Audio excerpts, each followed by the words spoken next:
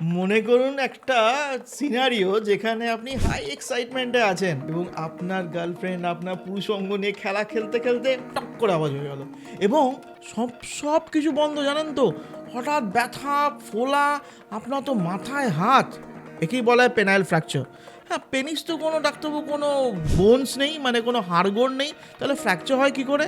নিশ্চয়ই হয়, কারণ যখন আপনার ধমনী, পেনাইল ধমনী দিয়ে অতটা ব্লাড আসছে এবং এই ছোটো অগন্ত অতটা বড় হচ্ছে, বুঝতে পারছেন তো, টিউনিকে অ্যালবুজিনিয়া যেটা একটা কোটিং থাকে কর্পোরার ওপর, সেটা সরু হয়ে যায়, পাতলা হয়ে যায়, মানে 5 মিলিমিটার যা চওড়া সেটা হয়ে আছে 1/4 মিলিমিটার, এবং সেটাই যদি কেউ যদি করে ফেলে তাহলে ফেটে যেতে পারে, তাকেই বলে পেনাইল ফ্র্যাকচার। এবং পেনাইল ফ্র্যাকচার খুব ইম্পর্টেন্ট এই দ্য সেন্সে যে যদি আপনি দেরি করেন, 24 ঘন্টার মধ্যে যদি ডাক্তারবাবুর কাছে না আসেন, তাহলে ওই ব্লাডটা লিক হতে হতে ফাইব্রোসিস হয়ে যায়, এবং ফাইব্রোস টিস্যু সেটা তো আর নর্মাল হেলদি টিস্যু নয়, এবং সেখানে জমা হতে হতে ফাইব্রোসিস পরবর্তীকালে উত্থান আর হচ্ছে না।